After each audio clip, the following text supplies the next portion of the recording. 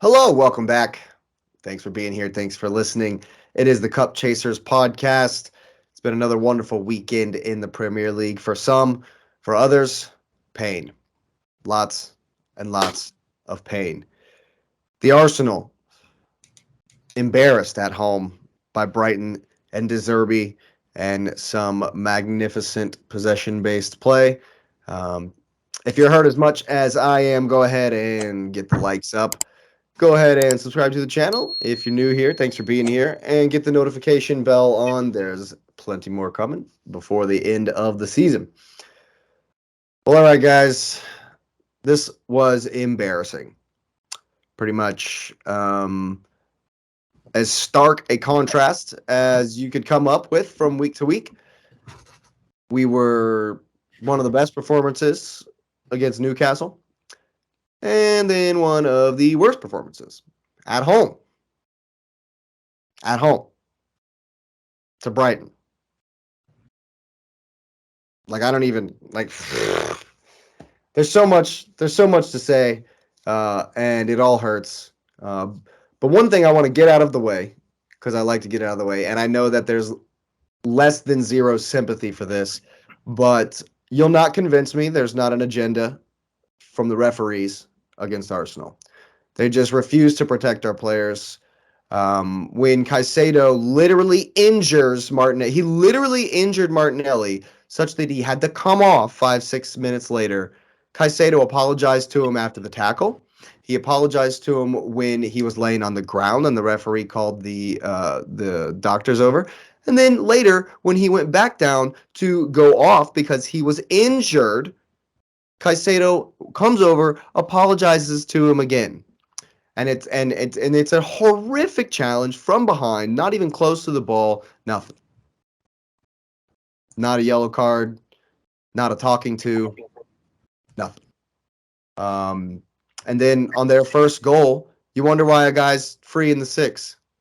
He's legitimately free in the six. Where's his defender? Oh, that's right. He's been stamped on. And his boot is 6 yards away from him. He's laying on the ground because he's been kicked in because he's literally had his boot trampled on and removed from his foot. Oh no. But no. The VAR didn't even. What did that check take? 12 seconds? Get out of here. Get out of here. It's ridiculous. But I know there's literal zero sympathy for this. None at all. Because, at the end of the day, at the end of the season, you look back at all these should haves, could haves, would haves, whatever. Too many times we just didn't have it when it counted the most. We could have stopped the second goal, I thought. If Gabriel, gives everything he's got instead of jogging, he could have got to the goal line for me. And on the third goal is a similar story where Trossard just gives the ball away. And yeah, it's a crazy bounce, but if we're given everything we got to get back, we could be able to block that too.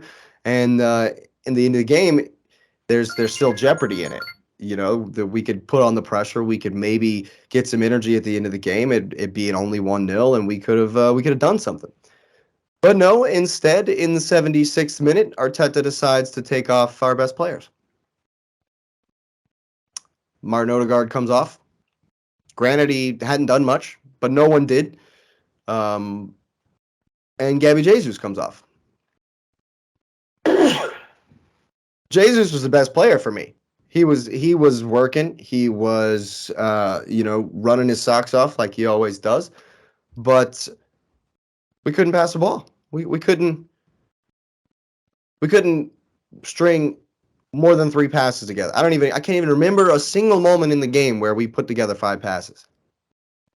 It was like City all over again. Like it was a basic, just I was baffled, just stunned. Embarrassed is the word. And it was so simple. Like I picked out the tactical move that Brighton were doing because they did it 12 times and it worked every time. So here it is. It's simple. It's real simple. McAllister comes to the ball when Dunk has it in the left channel, right? McAllister comes to the ball and Odegaard follows him.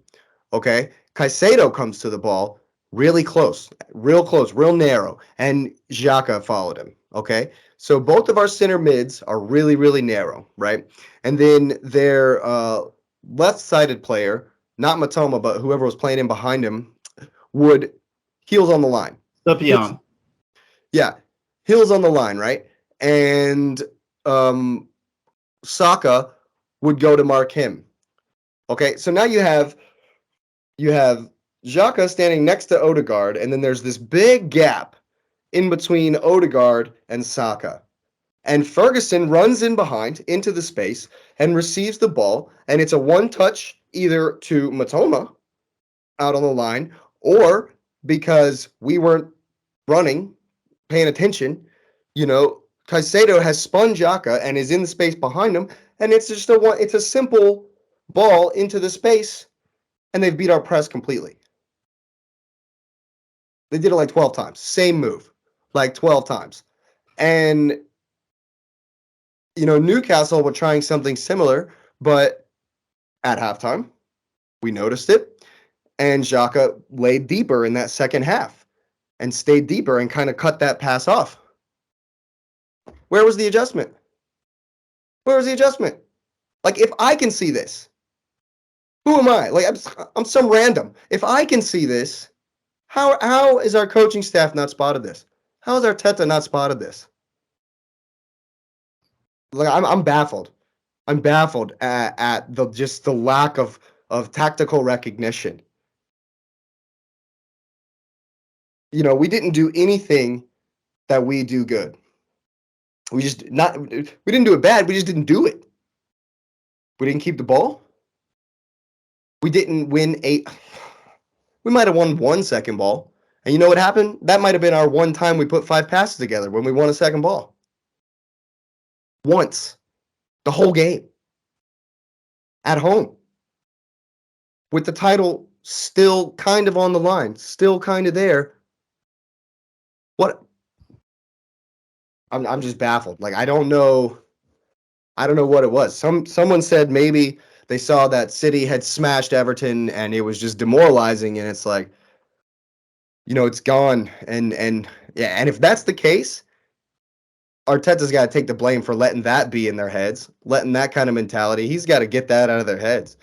Like, look, we can't even worry about that. He should have done his best to make sure they didn't even know the score. To go out and, hey, we need to do our job. We need to play our game. And let me look at this stats possession. I got it right here. I don't think Arsenal have been outpossessed. Even City, when they came to the Emirates, did not outpossess us. Yes, they capitalized on ridiculous mistakes in a brutal fashion. Brighton had 60% of the ball. What's the last team, bar City, to come to the Emirates and outpossess us?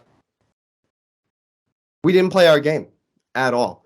And it's embarrassing, really, in such a crucial moment, to just not even have anything. We had 2 shots on goal. Yeah, arguably the worst performance of the season in possibly the most important moment of the season. So, over the years, I've been watching the Arsenal for quite some time now, and over the years, it's normally, my summer starts officially when Arsenal can no longer win anything, and normally that's like early February, quarterfinals, quarterfinal exit in the Champions League over the years, right?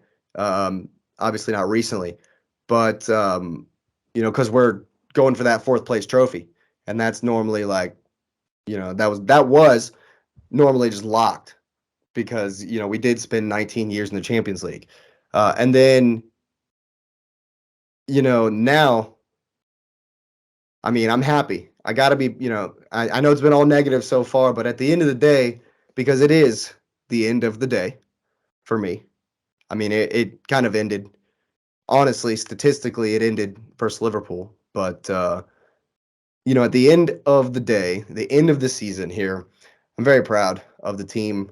Not this performance. This performance was awful. But, overall, very proud of what these young men have done. They've been immense, played some beautiful stuff, and we have to learn. We have to learn. We felt this pressure. We felt it now. You know, we felt the big shark over our shoulder, so we know what it's like now. And I really want to see that we've learned, and I really want to see some spending in the summer to to bulk up the squad. I want to see us keep Kieran Tierney. I want to see us keep Granit Xhaka, even though that looks more and more. The rumors are saying his wife wants to go back to Germany, so that's looking more and more likely. But we are in for midfielders. I just want to see ambition in the summer. To bulk up the squad, to really be able to compete, so that these key injuries don't ruin the run-in.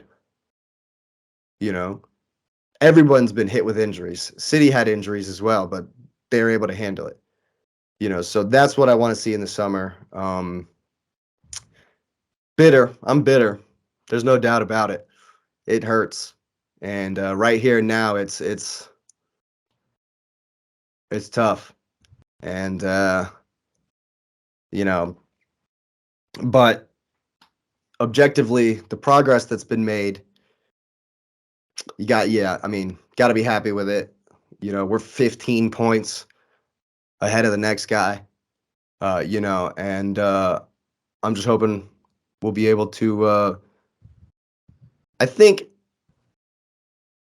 Already I've seen people saying that we have to qualify from group in Champions League, and I'd be, just to get back to where we used to be, that'd be beautiful. But I just want to go see us compete, at the highest level, and we're definitely gonna need some players to do that. But as far as this game goes, we were just outclassed, outcoached, outworked, and it's one of those days.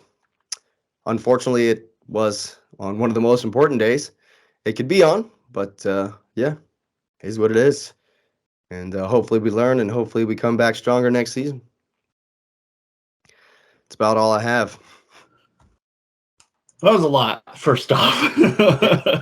Just spewed all my thoughts.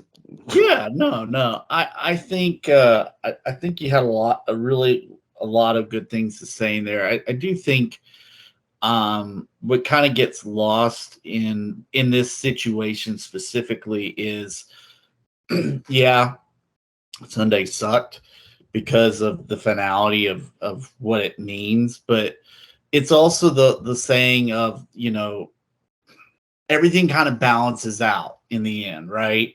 You pulled off that win with the 97th minute, against Bournemouth. You pulled off the win late against, I don't even remember who it was, Villa. but it was Jorginho.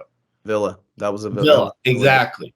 And so, it sucks, and I empathize with you because I've been there where you're like, oh man, we're about to do it, and then it just falls apart out of nowhere. It feels like.